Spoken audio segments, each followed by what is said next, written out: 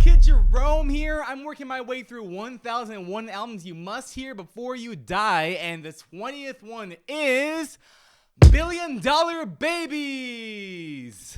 Billion Dollar Babies is the 6th album released by shock rock pioneer hailing from Phoenix, Arizona, Alice Cooper, released in February of 1973. A lot of these tracks come off very anthemic, very hypothesis-driven.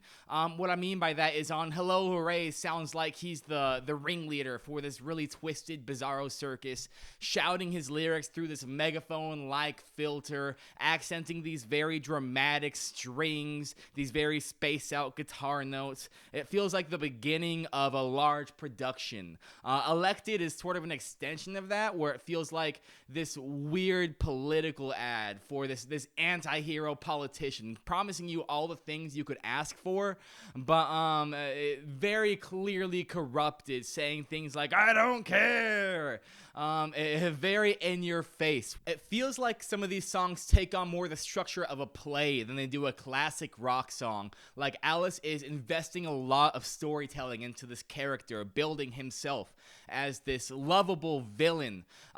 We hear this sort of come to a peak in No More Mr. Nice Guy, which sounds like an advertisement for Alice Cooper, the character. It's this beautiful example of character building where he states his thesis, he gives a monologue, and he says, "No more Mr. Nice Guy," over and over and over. It's very clear what the message of the song is.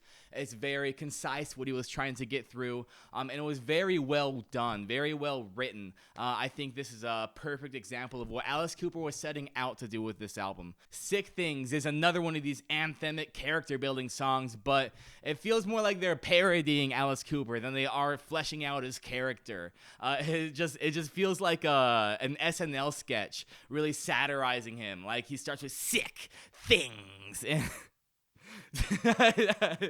I just crack up every time I hear it. Like, you can't be serious with this one.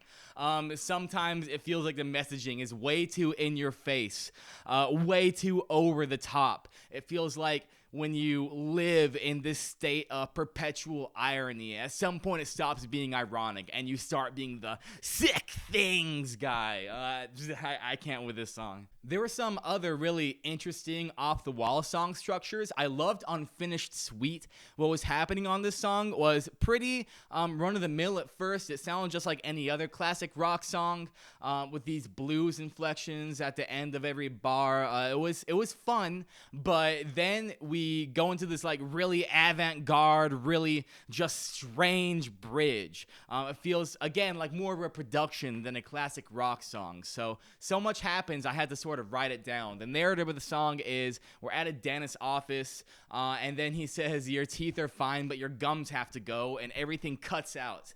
And we enter this weird surf rock section that's really building the tension. And then the surf rock section transitions into this weird kind of like espionage sounding section with telegram beeping and these weird guitar inflections. And then that completely fades into this dramatic, huge, open room drum section. Just rumbling, low drums. And you can hear what sounds like someone pulling the cork out of a moonshine bottle, just really twisting it. You can hear it squeaking against the glass.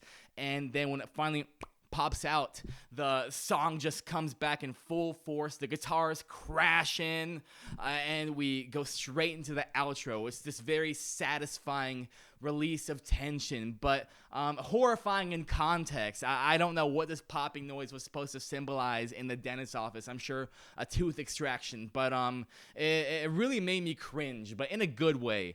There are some cringy moments on this album, but this is one of the ones that are done well, the ones that are striking at that chord of uncanniness and really just pulling it off and sticking the landing. I think this is a wonderful music example of storytelling.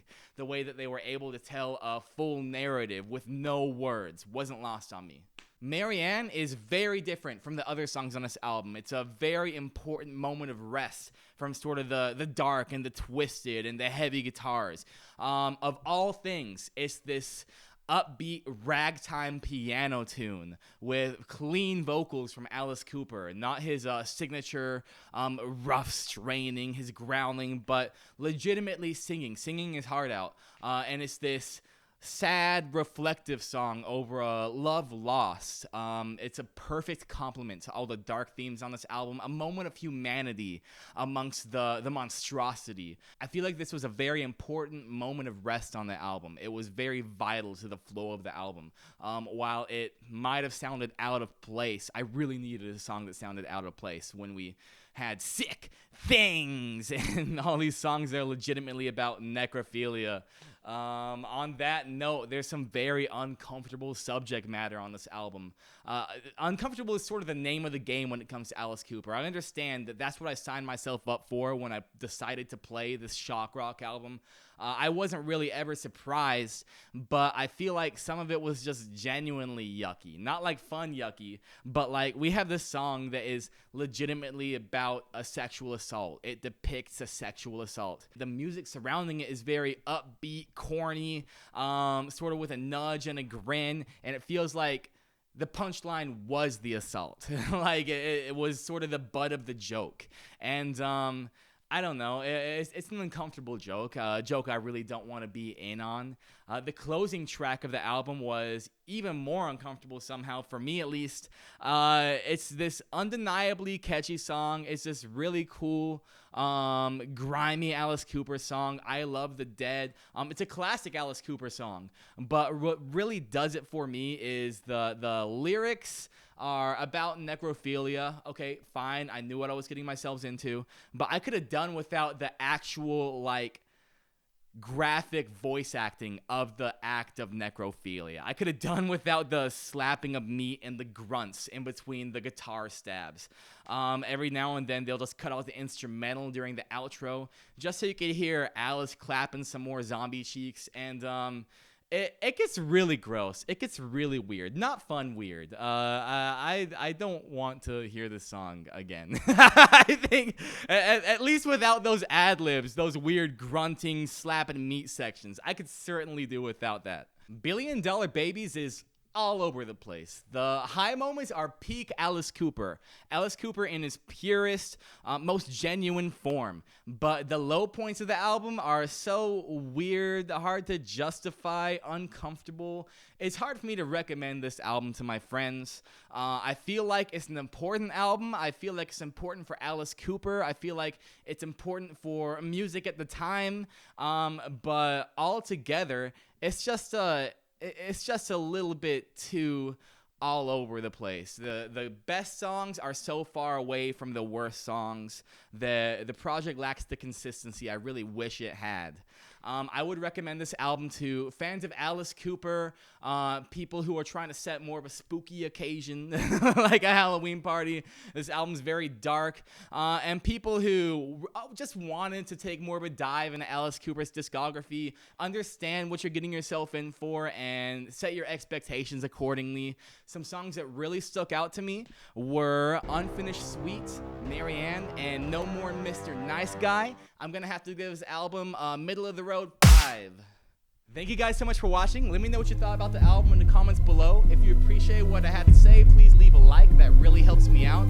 Make sure you subscribe so you don't miss my next video on Saturday when I'm going to be reviewing Traumazine by Megan Thee Stallion.